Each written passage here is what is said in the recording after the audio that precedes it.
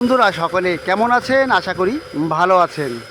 আজ আমরা জানব বিমের কোন রডের কি নাম। আপনি যদি সিভিলের সঙ্গে যুক্ত থাকেন তাহলে এই ট্রফিটা আপনার জন্য খুবই গুরুত্বপূর্ণ।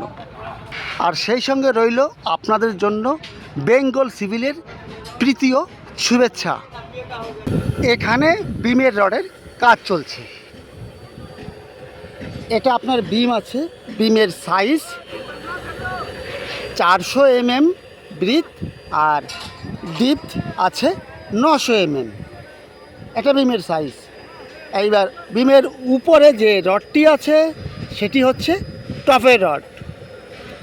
টপের রড এখানে 20 মিলির 4টি আছে, 1টা 2টো 3টে 4টে আছে।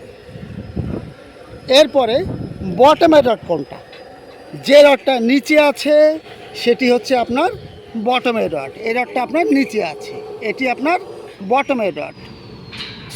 বটমে আছে 3টি, 1টা 2টো 3টি। এইবার এটি বটমের রড জানতে পারলাম, এটি টপের রড এটা জানতে পারলাম। এরপরে দেখুন এই বটমের রডের উপরে যে রডটি আছে এটা বটম এক্সট্রা বলতে হয়। এটা কি আছে? বটম এক্সট্রা এই রডটা। এটা তো ক্লিয়ার। এরপরে দেখুন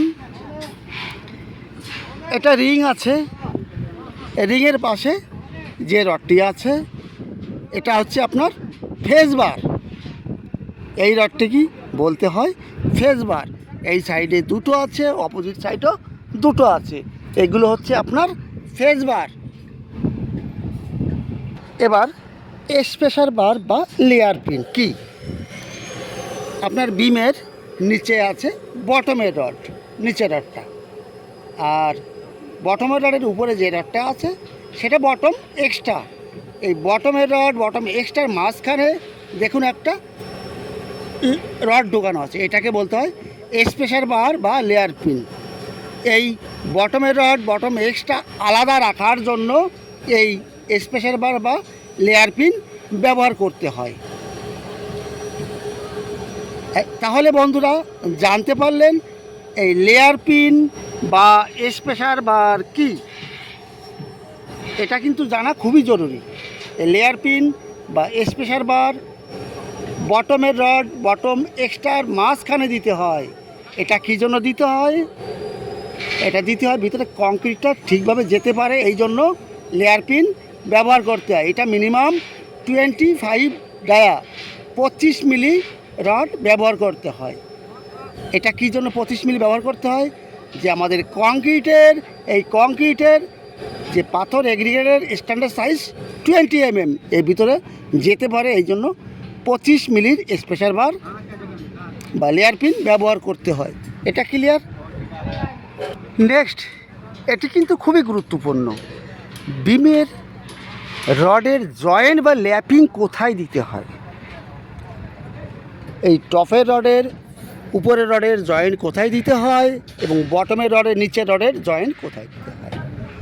দেখুন একদম সহজ পদ্ধতি হচ্ছে বিমের টপের রডের জয়েন্ট দিতে হয় বিমের মাঝখানে। আমার এই সাইডে একটা কলম আছে, এই সাইডে একটা কলম আছে, 2 কলমের মাঝখানে কিন্তু টপের রডের উপরের রডের জয়েন্ট বা ল্যাপিং হবে। এটা কিন্তু ভুল করবেন না কেউ। এইবার বটমের ক্ষেত্রে নিচের ক্ষেত্রে মাঝখানে দিলে চলবে না ল্যাপিং। বিমের বটমের বা নিচের রডের ক্ষেত্রে কিন্তু এক সাইড কলমের সাইডে দিতে হবে। কোন সাইডে? মনে করুন এ কলম থেকে আগের কলমের ডিস্টেন্স আছে আপনার 6 মিটার। 6 মিটারকে 4 দিয়ে ভাগ করব, L/4।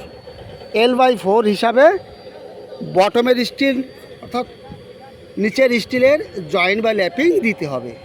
আমার কলমের সেন্টার থেকে 1.5 মিটার, 1.5 মিটারের ভিতরে বটমের স্টিলের ল্যাপিং বা জয়েন্ট দিতে হবে।